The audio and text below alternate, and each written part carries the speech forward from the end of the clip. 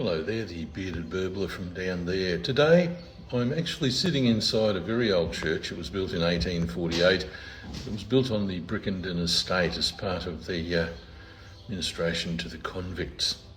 Let's go and have a look what we can find today. Brickenden Estate is actually a World Heritage listed convict built estate situated at Longford, only about 15 or 20 minutes drive from Launceston. You can start your tour in the Grand Barn, which is actually quite an impressive structure and it dates back a very long way. You can actually also wander out and have a look at some really amazing things, one of which obviously is the livestock there, because it is still a working farm and it has been in the same family for about 7 generations now. Well, there you go, a lamb. Yeah. He's very nice. Oh, there he is. Hello, darling. He was very happy. And yes, that's a furry chicken, sometimes referred to as a rabbit. The other barn there is really quite a unique design in Australia and actually stands on some ceramic stilts which protect it from floodwaters, and it's taken from a style very common over in England but not seen often here. Further down the road you will see the chicken house or chook house, and of course the little village itself, which is a convict village dating back to the early days of convict habitation in the northern part of Tasmania. And it is pretty much complete as it was, right down to the church. That really is quite an impressive thing to see. As you walk through the convict village, you'll be quite struck by the construction methods used, which are readily apparent when you walk inside. Also in that same section, you'll find an overseer's cottage, which is pretty much as it was back in the day. Next to that, of course, you can come to the basically the shearing shed, which is where a lot of the sheep were shorn back in the day. And of course, this property was once a working sheep property, and it still has quite a few of them there to this day. Within that shearing shed, you'll see actual samples of wool. You will see some of the wool presses that were used back in the olden days to press the wool into bales, and you'll see the storage areas where they actually stored those wool bales. Some of the farm machinery from that era is also still in place, and you can see that around the end of the building. As you walk further through, the next thing you will come to is the quite amazing garden at the back of the overseer's cottage, and that abuts onto the old church.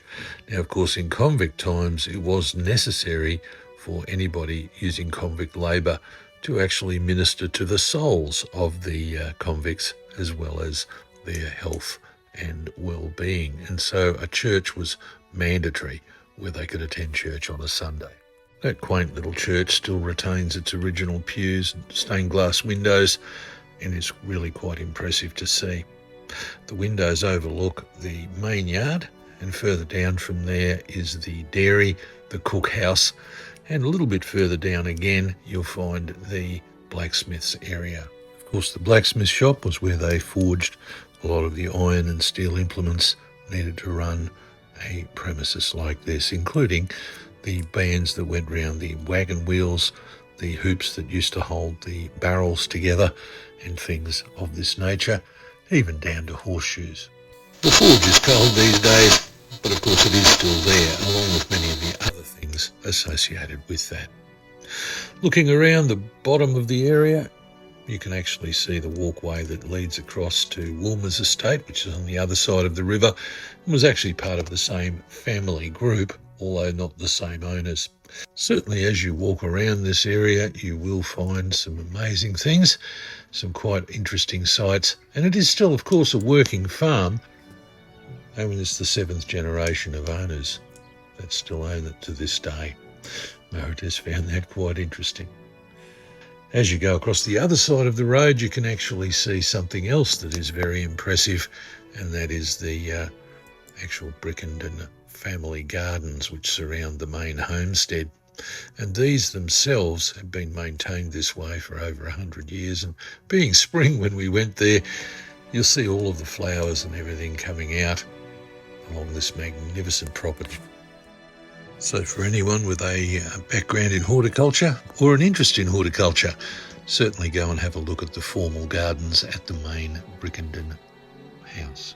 Equally impressive, of course, is the house itself, which, while not completely restored, does present as a magnificent example of this era.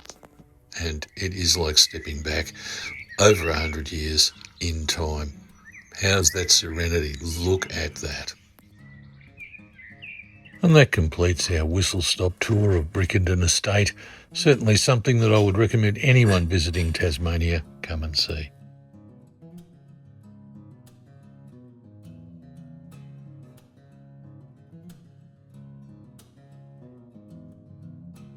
Well, that was a really wonderful thing to see, and I'd thoroughly recommend anybody who is in the Launceston area comes out via Longford to have a look at Brickenden Estate and the Brickenden Formal Gardens. This fellow here, well, he gives it his stamp of approval, don't you, mate? We'll see you next time. Please like and subscribe to the channel.